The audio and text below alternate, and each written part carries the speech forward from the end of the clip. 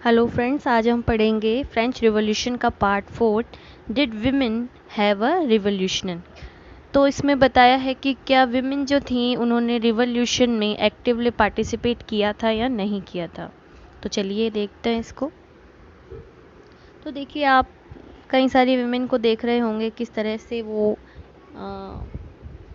एक विमेन जो है जो हॉर्स पे बैठी है, और कई सारी जो विमेन है उन्होंने वेपन्स ले रखे हैं हाथ में ना। तो इसका मतलब यही है कि विमेन भी एक्टिवली पार्टिसिपेट थी रिवॉल्यूशन में। तो चलिए आगे इसको देखते हैं। देखिए, जब रिवॉल्यूशन स्टार्ट हुआ था तब विमेन जो हैं एक्टिवली पार्टिसिपेट थी सारे इवेंट्स में जो भी फ्रेंच सोसाइटी में चल रहे थे, है ना। They hope that their involvement would pressurise the revolutionary government to introduce measure to improve their life. वो यही एक्सपेक्ट कर रही थी, अगर वो गवर्नमेंट पे प्रेशर बनाएंगी तो कुछ ना कुछ उनकी लाइफ में इम्प्रूवमेंट ज़रूर आएगा। जो कई सारी विमेन जो हैं उनको काफ़ी हार्ड वर्क करना पड़ता था अपने लिवलीहुड को चलाने के लिए। वो वर्क करती थी as a laundries, flowers, sold flower, fruits, vegetables वगैरह। कुछ जो विमेन है वो डोमेस्टिक सर्वेंट के रूप में काम करती, जो जो प्रॉस्पिरियस पीपल होते थे उनके घर में। कई सारी वुमेन्स जो है उनको एजुकेशन और जॉब की ट्रेनिंग नहीं दी जाती थी। मतलब मोस्ट ऑफ वुमेन को एजुकेशन और जॉब ट्रेनिंग नहीं दी जाती थी। केवल वही डॉटर्स, उन्हीं लोगों की, नोबल फैमिली की जो डॉटर्स होती थी, उन्हीं को कॉन्वेंट वगैरह में स्टडी दी जाती थी, और बाद में उनके लिए मैरिज, मतलब उनकी मैरिज करा दी जाती थी। तो वर्किंग वुमेन जो है उनको अपनी फैमिलीज़ की भी देखभाल करनी पड़ती थी, जैसे कुकिंग में, वाटर फैचिंग में, लंबी लंबी लाइनों में उनको खड़ा होना पड़ता था ब्रेड वगैरह के लिए, और अपने बच्चों की देखभाल भी करनी पड़ती थी।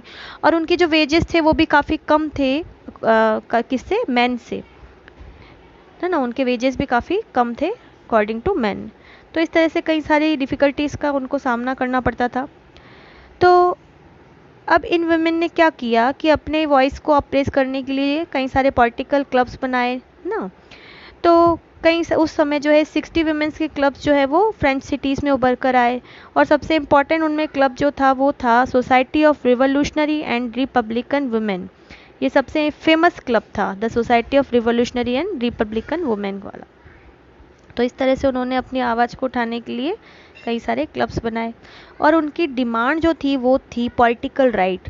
जैसे कि आपको पता है 1791 में जो नेशनल असेंबली बनी थी उसमें वुमेन को वोट देने का कोई भी राइट नहीं था। तो केवल वही जो थी जिनको वोट देने का राइट नहीं, और जो पैसिव सिटीजन्स में आती थी।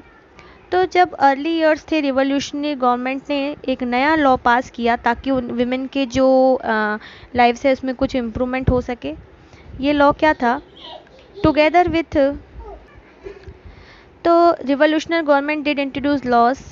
Together with the creation of state schools, schooling was made compulsory for all the girls. Their father could no longer force them into marriage against their will. मतलब उनको स्कूल जो है वो कंपलसरी एजुकेशन दी जाने लगी गर्ल्स को भी, और उनके फादर उनको फोर्स नहीं कर सकते थे मैरिज के लिए उनकी इच्छा के बिना। Marriage was made into a contract enter into freely and registered under civil law. Marriage को एक कॉन्ट्रैक्ट बना दिया गया जो अपनी इच्छा से वो करती थी, और डिवोर्स भी लीगल हो गया। पहले जो है डिवोर्स जो है लीगल नहीं था, अब वुमेन और मैन दोनों के लिए, दोनों ही अप्लाई कर सकते थे डिवोर्स के लिए भी। वुमेन जो थी अब ट्रेन होने लगी जॉब्स के लिए, और आर्टिस्ट भी बनने लगी, और कई सारे छोटे छोटे बिजनेस जो है वो भी चलाने लगे। तो कुछ राइट्स इस सिविल लॉ में वुमेन्स को प्रोवाइड किए गए जिनके बारे में आपको मैंने अभी बताया। तो वुमेन स्ट्रगल जो है वो इक्वल पॉलिटिकल राइट, मतलब पॉलिटिकल राइट जो वोट देने का राइट था, वो कई सारी एक्टिविटीज़ हुई, उनकी क्लब्स बने, लेकिन फिर भी उनको नहीं मिल पाया। आपको पता है वुमेन को वोट देने का जो राइट है उसके लिए उनको 200 ईयर्स तक स्ट्रगल करना पड़ा, है ना। The example of the political activities of French women during the revolutionary years was kept alive as an inspiring memory. It was finally 1946 that women in France won the right to vote. Finally 1946 में women जो है France की, उनको vote देने का right जो है वो मिल पाया था। मतलब काफ़ी स्ट्रगल के बाद उनको ये राइट मिल पाया था। तो ये जो पार्ट है आपका, नेक्स्ट पार्ट आपका है द अबॉलिश ऑफ स्लेवरी। तो अबॉलिश स्लेवरी का, अबॉलिश स्लेवरी मतलब जो गुलामी होती थी, है ना, ज़बरदस्ती लोगों को गुलाम बना के और अपने अंडर में काम करवाना, है ना, स्लेव ट्रेड भी चलता था, है ना। तो इस तरह से मैं आपको बताती हूँ इसमें क्या था कि one of the most revolutionary social reform of the Jacobian rhyme was the abolition, मतलब जैकोबिन क्लब जो बना था उसका सबसे मोस्ट इफेक्ट क्या पड़ा था, सबसे मोस्ट सोशल रिफॉर्म उसमें आया था कि स्लेवरी का अबॉलिशमेंट हो गया था फ्रेंच कॉलोनीज में, है ना। क्योंकि उस समय क्या था, फ्रांस में कई सारी चीज़ों की डिमांड थी जिसमें कि टबैको, इंडिगो, शुगर, कॉफ़ी, है ना। और इनके प्लांटेशन के लिए आपको पता है वर्कर्स की ज़रूरत पड़ती थी। तो वर्कर्स को लाना या ले जाने, तो वर्कर्स जो है उनके लिए काफ़ी दूर जाना पड़ता था, डिस्टेंस प्लेस पे काम करना पड़ता था, अनफेमिलियर होना पड़ता था, है ना। तो इस तरह से शॉर्टेज चल रही थी लेबर की। तो इस लेबर शॉर्टेज को पूरा किसने किया, स्लेव ट्रेड ने पूरा किया। So this was made by triangular slave trade. Europe, Africa और अमेरिका जो है, इन कॉलोनीज के बीच क्या चला, ट्रायंगुलर स्लेव ट्रेड, मतलब एक जगह से दूसरे जगह पे स्लेव जो हैं वो उनको बेचे जाने लग गए, है ना।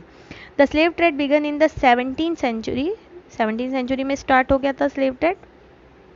From merchant sailed from the ports of Bordeaux and Nantes to the African coast. Merchants जो हैं वो सेल करते थे पोर्ट्स के थ्रू, बॉर्डॉक्स जो है, और वो लोकल चीफ्टेन को वो भेजते थे स्लेव्स को, ठीक है। तो इस तरह से स्लेव ट्रेड जो है चल रहा था इन पोर्ट्स के बीच में।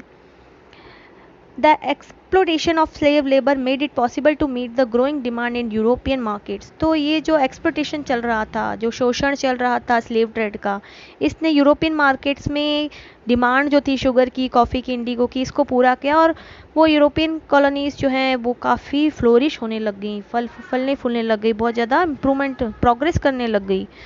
Through out the 18th century that was little criticism of slavery in France. तो 18th century तक आते आते स्लेवरी सिस्टम जो है उसको क्रिटिसाइज़ किया जाने लगा। जो नेशनल असेंबली थी उन्होंने कहा कि ह्यूमन राइट में जो है स्लेव सिस्टम शामिल नहीं है, लेकिन फिर फेयरिंग अपोजिशन, ये कोई लॉ जो है नेशनल असेंबली पास नहीं कर सकी, फियरिंग अपोजिशन फ्रॉम बिजनेसमैन के अपोजिशन के डर से कोई लॉ बना नहीं इसको लेकर। और लास्ट में 1794 में एक लॉ बना, free all slaves in the French overseas position. 1794 में इसको बंद कर दिया गया। लेकिन फिर से नेपोलियन जब आया था तो नेपोलियन इसको री इंट्रोड्यूस करवाया था स्लेवरी सिस्टम को। और प्लांटेशन ओनर्स जो थे अब समझ गए थे कि उनके राइट क्या हैं। अफ्रीकन निग्रोस जो हैं, अफ्रीकन निग्रोस मतलब निग्रोस जो हैं वो भी ट्राइब है जो साउथ अफ्रीका में की है, वो अपने इकोनॉमिक इंटरेस्ट को समझने लग गए थे।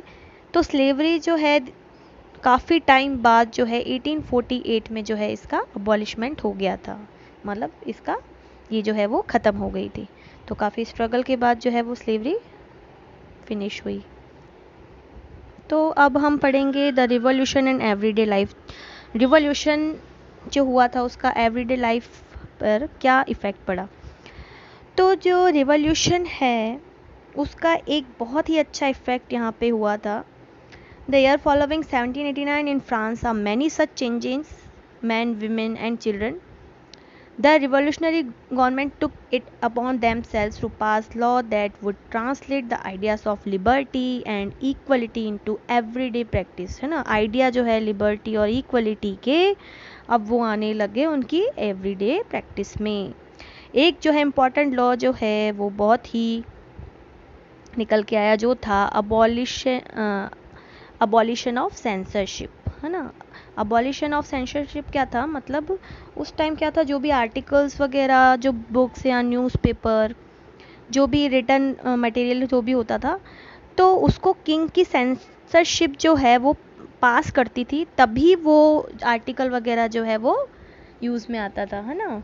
लेकिन अब जो है इसको सेंसरशिप को अबॉलिश कर दिया गया, क्योंकि ऑब्वियसली राजा की सेंसरशिप है तो केवल उन्हीं आइडियाज़ को, आर्टिकल्स को, न्यूज़पेपर को पब्लिश होने देंगी जो उनके काम का होगा, है ना। तो इसका अबॉलिशमेंट होने से क्या हो गया, लोगों को राइट मिल गया, फ्रीडम टू स्पीच, है ना, बोलने का right, freedom to expression their views. Newspaper, pamphlets, books and printed pictures flooded the town of France, मतलब सब जगह फ्रांस के टाउन में न्यूज़पेपर, पैम्पलेट्स, जिसमें लोग अपने अपने जो थॉट्स हैं, है ना, गवर्नमेंट को से वर्कआउट करना चाहिए, क्रिटिसाइज़ करना चाहिए, सब उसमें आने लग गया। लोगों के थॉट्स चेंज होने लग गए, व्यूज़ चेंज होने लग गए, सब जगह इक्वलिटी और लिबर्टी को आइडियल माना जाने लगा। तो ये बहुत ही अच्छा एक रिवॉल्यूशन का, ये अबॉलिशन जो हो गया सेंसरशिप का, बहुत ही अच्छा चेंज आया था रिवॉल्यूशन में, जिसे लोगों को बोलने का, है ना, उनको लिबर्टी का, जस्टिस का मीनिंग पता चल गया था। और अब जो है एक तरह से वो एक थर्ड पिलर बन चुकी थी गवर्नमेंट का। ठीक है, तो आगे हम देखते हैं इसको। ये देखिए आपको पिक्चर में किस तरह से दिस जो है print of 1790 seeks to make the idea of justice tangible. तो आगे देखते हैं हम। अब है कॉन्क्लूज़न, है ना। कॉन्क्लूज़न में लास्ट में जो आपको मैंने बताया था, नेपोलियन जो कि इमर्ज हुआ था 1804 में, नेपोलियन बोनापार्ट जो है फ्रांस को उसने अपने अंडर में कर लिया था, बहुत ही पावरफुल था ये। He set out to conquer neighbouring European countries, dispossessing dynasties and creating kingdoms where he placed members of his family. मतलब उसने डायनेस्टीज जो भी थी उसके अंडर में अपने मेंबर, फैमिली मेंबर को ही उसने प्लेस किया। Napoleon saw his role as a modernise of Europe, मतलब यूरोप को उसने मॉडर्नाइज करा, एक न्यू फॉर्म दी उसको। उसने कई सारे लॉज जो है जिसमें protection of private property, uniform system of weight and measurement, decimal system, ये जो है प्रोवाइड कराए। इनिशियली मैनी सा नेपोलियन, कई सारे नेपोलियन को एक लिबरेटर की तरह देखते थे जो कि फ्रीडम लेके आए लोगों के लिए, लेकिन जल्द ही नेपोलियन की आर्मी इसको इन्वेडिंग फोर्स में चेंज, मतलब उनका व्यू जो है वो चेंज होने लग गया। और एक वॉर हुआ था जिसका नाम था वाटरलू।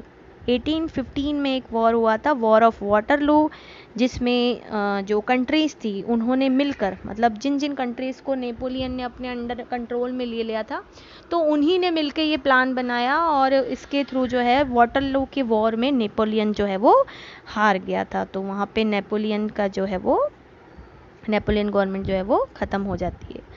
तो अब जो ये आइडियाज़ थे लिबर्टी के, है ना, ये थे मोस्ट इम्पॉर्टेंट लेगेसी थी फ्रेंच रिवॉल्यूशन की। जो आइडियाज़ हैं लिबर्टी के, इंडिपेंडेंस के, फ्रीडम के, ये जो फ्रेंच रिवॉल्यूशन ने आज हमारे मॉडर्न वर्ल्ड को दिया है, ये जो फैले पूरे फ्रांस में, पूरे यूरोप में फैल गए थे 19th सेंचुरी में, जहाँ पे फ्यूडल सिस्टम जो है वो अबॉलिश कर दिया गया था।